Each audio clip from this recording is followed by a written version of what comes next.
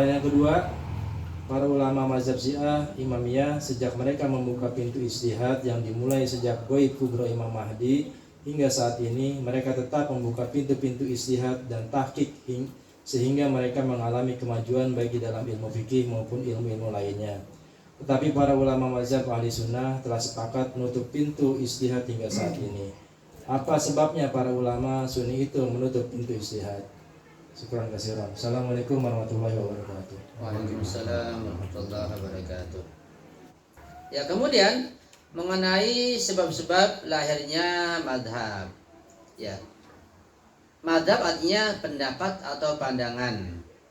Walaupun di masa Nabi sudah ada 1-2 pandangan-pandangan yang jelek, tapi masih bisa diredam. Karena ada Rasulullah. Tapi setelah beliau wafat, mulai bermunculan pandangan-pandangan yang baru.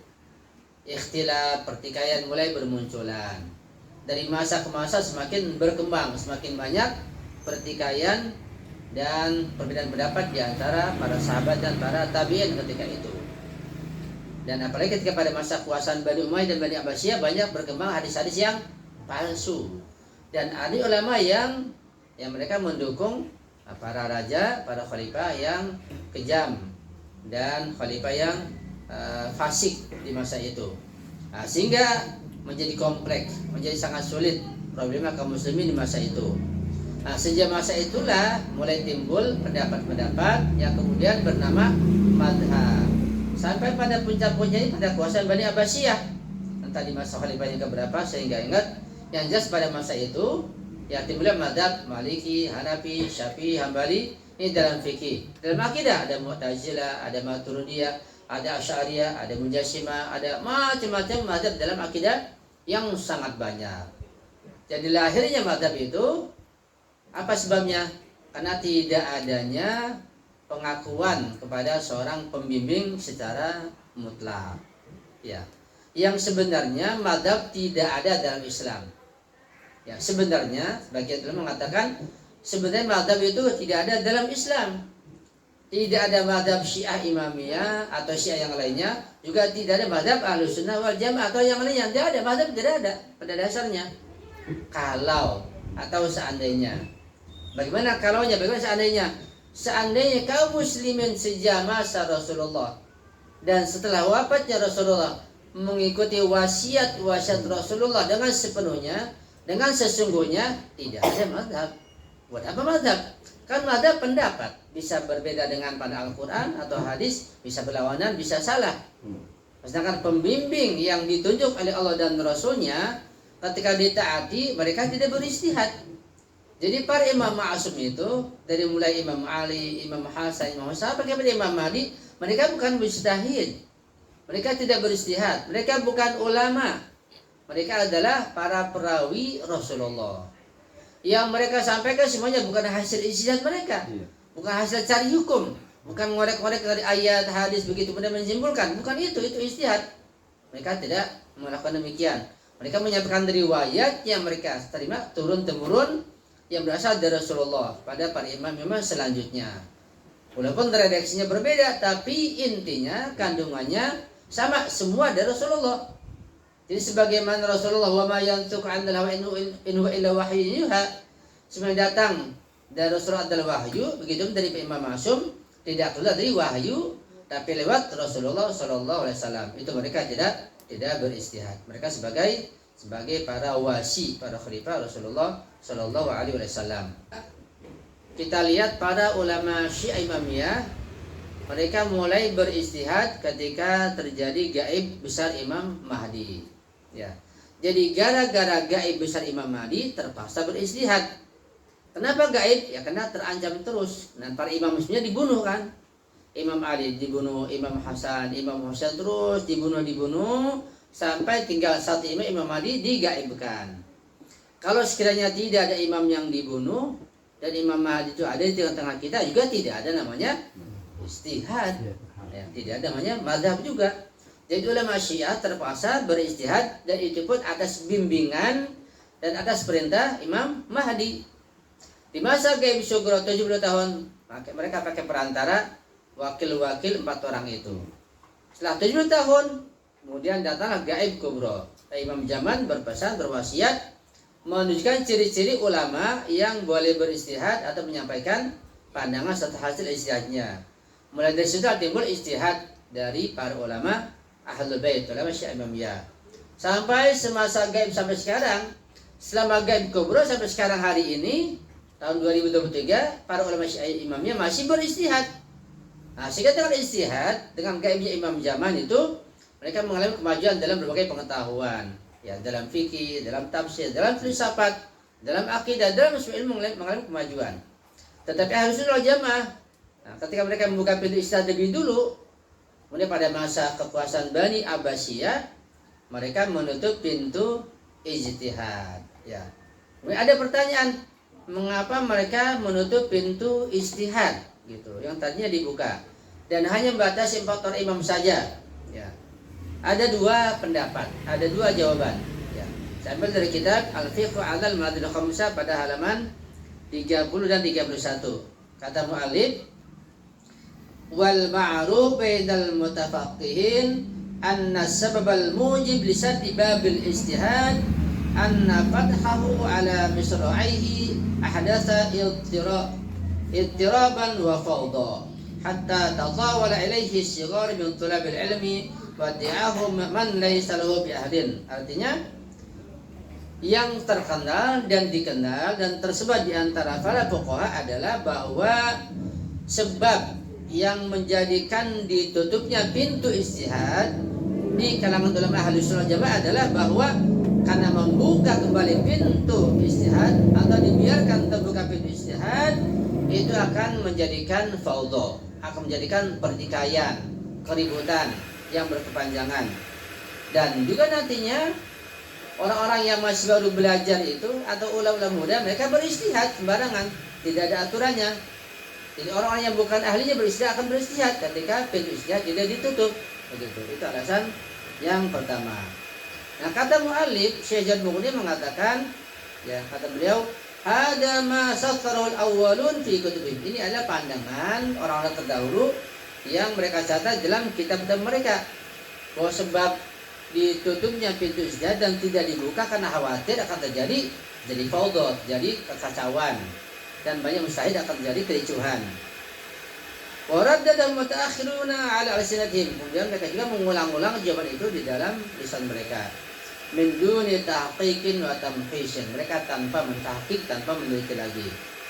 Amma ana, adapun saya, kata beliau, Syekh Mughniya memberikan jawaban, fa amilu ila anna sababal wahid lisadi babil istihad wa takhawuful hakim adh-dhalim min hurriyatir ra'yi.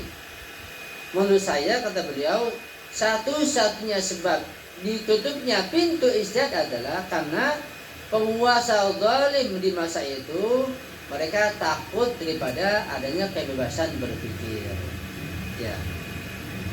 Wal qawlu ala nafsi, dan juga takut nanti ini para ulama akan menyerang pemerintah yang zalim itu, wa arsy dan kedudukannya dan seterusnya. Kesimpulannya bahwa, kata beliau, ditutupnya pintu istihad itu bukan karena dikhawatirkan adanya kericuhan, artinya orangnya akan beristihad.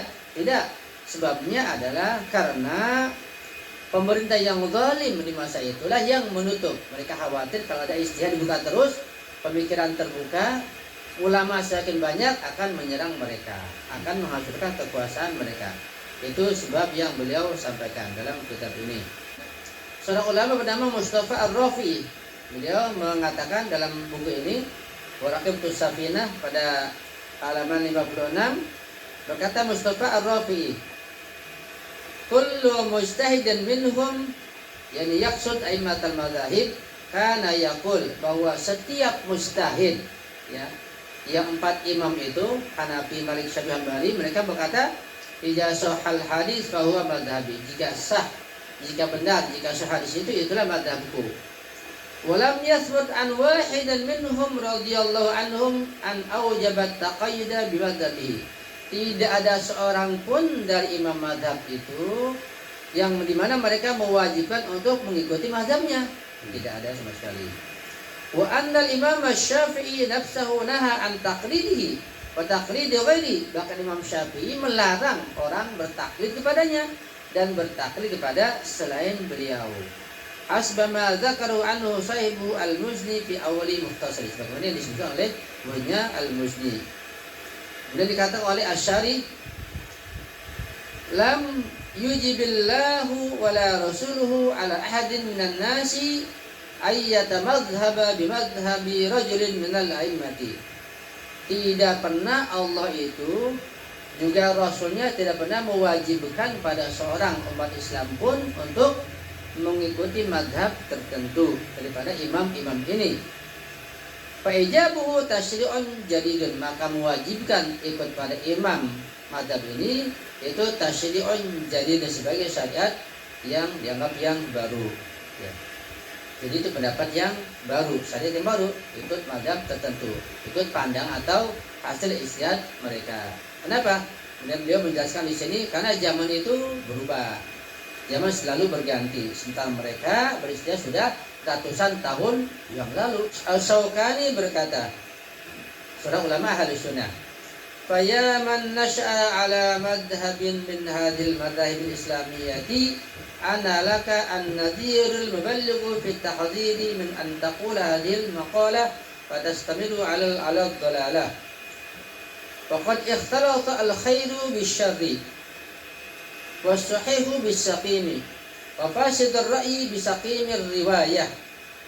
Walam yab'atsillahu ila hadhil ummati illa rasulan wahidan amarhum bittiba'ihi wa nahahum an mukhalafatihi faqal wa ma ataakumur rasul fakhudhuhu wa ma nahakum anhu fantahu.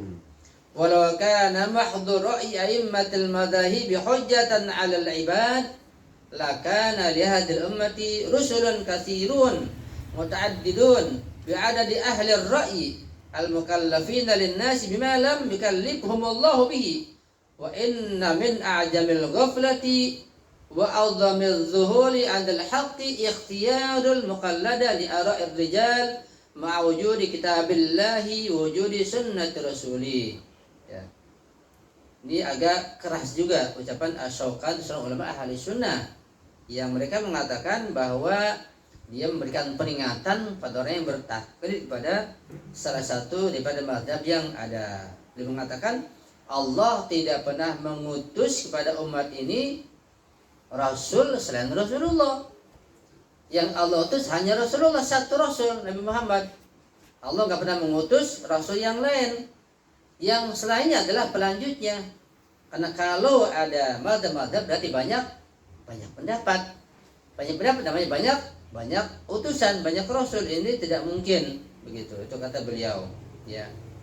Jadi kata beliau, walau kana mahdhuru ila immatil madhhab hujjah 'ala ibad, kalau pendapat-pendapat, pandangan-pandangan, hasil-hasil ijtihad para ulama madhab itu sebagai hujjah, bagi argumen yang kuat bagi hamba, bagi umat ini, lakana lihadil ummah rusulun katsirun muta'addidun, maka berarti umat Islam ini memiliki rasul-rasul yang sangat banyak, ya, beragam.